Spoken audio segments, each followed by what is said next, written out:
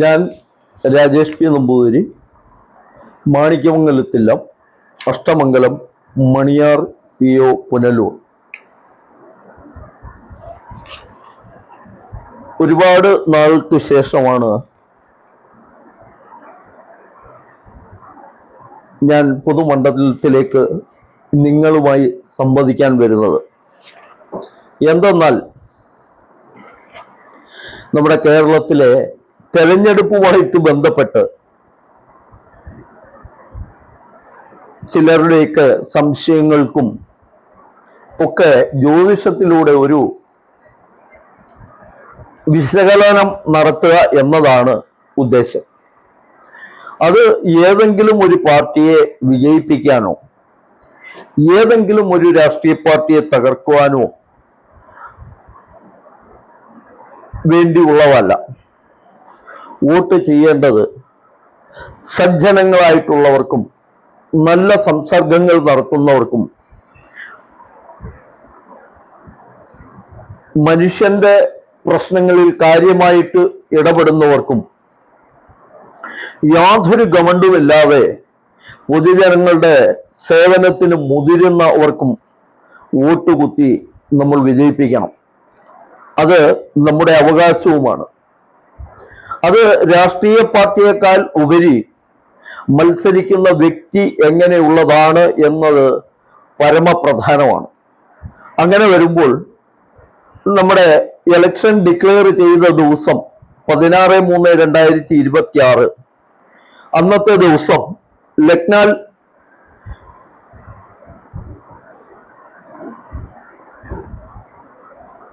കർക്കിടക ലഗ്നം വരികയും ലഗ്നത്തിൽ ഗുളിയനും ലഗ്നാൽ 2 കേതുവും 7 ചന്ദ്രൻ 8 ചൊവ്വ സർപ്പം ബുധൻ 9 ആദിത്യൻ ശനി ശുക്രൻ 11 വ്യാഴവുമാണ്. അപ്പോൾ ഇവിടെ നമുക്ക് ദൈവാധീനം മറഞ്ഞു തന്നെയാണ് കാണുന്നത്. അപ്പോൾ ഭരണത്തിലിരിക്കുന്നവർക്ക് കാര്യമാത്രമായിട്ടുള്ള വിരോധങ്ങൾ ഉണ്ടാവാനുള്ള കാരണം ഉണ്ടാകും എന്ന് തന്നെയാണ് അതിൻ്റെ ഫലം വരുന്നത്.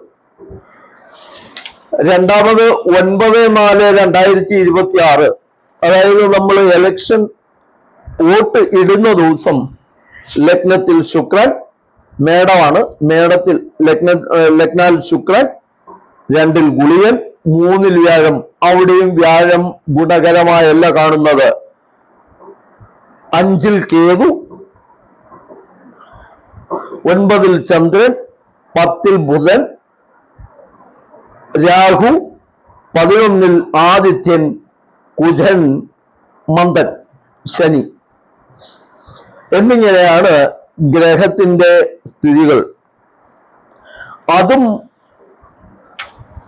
ഭരിക്കുന്നവർക്ക് പൂർണ്ണമായും അനുകൂലമായിട്ടുള്ള അവസ്ഥ അല്ല. പിന്നെയുള്ളത് 4/5/2026 ഇടവം ലഗ്നമായി വരികയും ലഗ്നത്തിൽ ശുക്രൻ 2 വ്യാഴം 3-4 കേതു 5 ശനി 7 ചന്ദ്രൻ 11 ചന്ദ്രൻ 10 സർപ്പം 11 ചൊവ്വ ശനി 12 ആദിത്യൻ ബുധൻ എന്നിങ്ങനെയാണ് ഗ്രഹസ്ഥിതി. അപ്പോൾ 2 ഭാഗങ്ങളെ കുറിച്ച് ചിന്തിക്കുമ്പോൾ രാജാവിനോട് ജനങ്ങൾക്ക് പ്രീതി കുറയുന്നു എന്ന് തന്നെ വേണം കരുതുവാൻ. അപ്പോൾ അങ്ങനെ വരുമ്പോൾ തുടർ ഭരണം ഉണ്ടാകുമോ എന്നതാണ് ചോദ്യം. തുടർ ഭരണത്തിനുള്ള സാധ്യതകൾ പൂർണ്ണമായും ഇല്ല എന്ന് തന്നെ പറയാം. അപ്പോൾ രണ്ടാമത് ആരാണ് മുഖ്യമന്ത്രിയാകുക എന്നുള്ള ഒരു ചോദ്യവും അതിനുള്ളുണ്ട്. അവിടെ ലഗ്നാൽ 3 വ്യാഴം നിൽക്കുന്നതുകൊണ്ട് ലഗ്നത്തിന്റെ 2ാം ഭാവത്തിൽ വ്യാഴം നിൽക്കുകയും ലഗ്നത്തിന്റെ 12 ആദിത്യൻ ബുധന്മാർ സഞ്ചരിക്കുകയും ചെയ്യുന്നത് കൊണ്ട് ക്യാപ്റ്റൻ ആരാണോ ആ ആൾ മുഖ്യമന്ത്രിയാകും എന്നതിൽ തർക്കമില്ല.